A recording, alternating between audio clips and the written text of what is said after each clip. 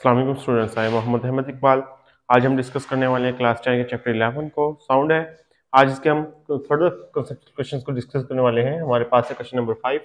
इस concept question है हमारे पास है अ स्टूडेंट सेज दैट, एक स्टूडेंट कहता है two terms speed and frequency of wave refer to the same thing, यानी कि दोनों क्या कर रही हैं, सेम थिंग को रेफर कर रही हैं। व्हाट इज योर रिस्पॉन्स, आपका क्या रिस्पॉन्स होगा। हम अगर क्या देखें कि स्पीड और फ्रीक्वेंसी की डेफिनेशन देखें कि हमें पता है कि स्पीड को हम कैसे करेंगे वेव के हिसाब से कि वेव जो टाइम में गिवन टाइम में हमारे पास कितना डिस्टेंस, जितना डिस्टेंस कवर करती है वो हमारे पास क्या है, इसकी स्पीड है। तो इसका हमारे पास फॉर्मूला क्या है, v is equal to S over T आ जाएगा, हमारे पास ये चीज आ जाएगी।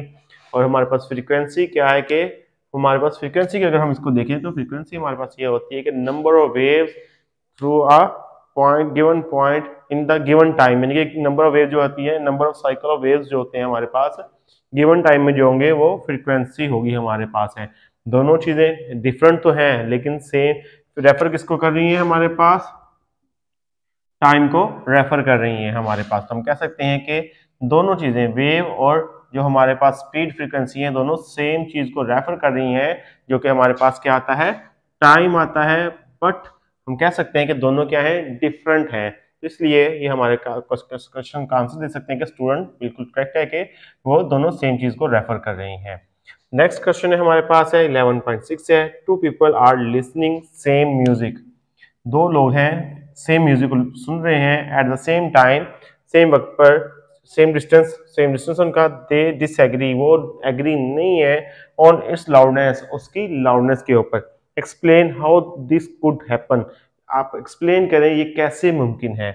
हमें मालूम है कि जो साउंड की लाउडनेस है वो किसके ऊपर डिपेंड करती है, वो हमारे पास इसका एक मेन फैक्टर ये भी है कि क्वालिटी ऑफ एयर्स है, यानी कि कानों की क्वालिटी के ऊपर भी डिपेंड करती है। तो हम कह सकते हैं कि एक शख्स के जो है दोनों सेम टाइम पे सुन रहे हैं, वो सेम डिस्टेंस के ऊपर, एक को कम लाउडनेस सुनाई दे रही है और एक को ज्यादा लाउडनेस सुनाई दे रही है। तो इसका क्या है कि दोनों की क्वालिटी ऑफ एयर्स जो है, यानी कि कानों की क्वालिटी है, डिफरेंट है। तो दोनों करेक्ट हो सकते हैं हमारे पास है। Is there any difference between echo and reflection of sound, explain. क्या उन दोनों में कोई डिफरेंस है, इको में और हमारे पास किस में डिफरेंस आएगा, रिफ्लेक्शन है, साउंड की रिफ्लेक्शन है। हमें मालूम है इको जो है वो क्या चीज होती है, साउंड का दोबारा सुनना। जबकि किसी रिफ्लेक्शन क्या है, जब हम क्या कहते हैं कि साउंड टकरा के वापस जो आती है साउंड वेव, उसे हम क्या कहते हैं, रिफ्लेक्शन कहते हैं। तो जब भी हम क्या करते हैं कि किसी बिल्डिंग में या पहाड़ी इलाके में जाके आवाज बोलते हैं या क्लैप करते हैं तो वो आवाज हमें दोबारा सुनाई देती है, हम इसको क्या कहते हैं, इको है। जब वो वेव वापस मुड़ के आती है उसे हम क्या कहते हैं, रिफ्लेक्शन है। तो हम कह सकते हैं कि दोनों किसी ना किसी टर्म में एक दूसरे के सेम है, लेकिन दोनों क्या चीजें, डिफरेंट चीजें हैं हमारे पास है। तो क्वेश्चन नंबर हमारे पास 8 है, will two separate 50 decibel sound together क्या हो जाएंगी, कॉन्स्टिट्यूट 100 डेसिबल साउंड, एक्सप्लेन। क्या दोनों को, दो हम क्या कह रहे हैं कि दो 50 डेसिबल साउंड लें और दोनों को इकट्ठा करें तो क्या वो 100 डेसिबल साउंड हो सकती है या नहीं हो सकती है। हमें मालूम है कि जो लाउडनेस होती है उस जब हम लेते हैं उसका, तो क्या आता है हमारे पास, उसका लेगोर्थम होता है। वो क्या होता है हमारे पास, लॉगरिथम क्या आता है हमारे पास, L इज इक्वल टू के लॉग आई आ जाएगा हमारे पास। तो ये होगा जब हम दोनों का दो 50 डेसिबल साउंड का लॉग लेंगे अलग-अलग सेपरेटली, तो लोगरिथम जब लेंगे तो ये हमारे पास क्या आ जाएंगी, डिफरेंट वैल्यू आ जाएंगी। तो हम कह सकते हैं कि दो 50 डेसिबल की साउंड मिलके एक 100 डेसिबल साउंड नहीं बना सकती हैं। तो ये हमारे पास एक्सप्लेन ऐसे कर देंगे हम इसको। नेक्स्ट है हमारे पास लास्ट क्वेश्चन है कि why ultrasound is useful in medical field.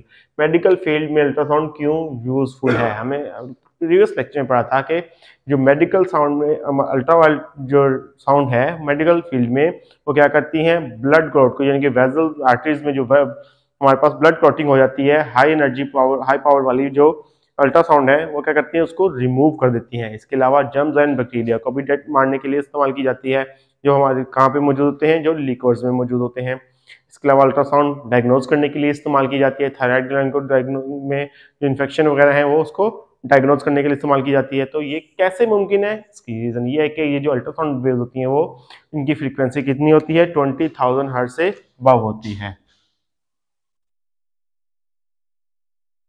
20,000 hertz से ग्रेटर देन होती है। हम कह देते हैं जो हमारे पास यूएस, यानी कि अल्ट्रासाउंड वेव जो साउंड जो होती हैं वो क्या होती हैं 20,000 हर्ट्ज से ग्रेटर देन होती हैं। तो जिस वजह से हमारे पास क्या होता है कि ये आवाज़ हमें सुनाई नहीं देती है, लेकिन इससे क्या होता है कि हम ये हाई एनर्जी को क्या कर सकते हैं, कैरी कर सकती हैं। वेव जो होती हैं कैरियर ऑफ एनर्जी होते हैं,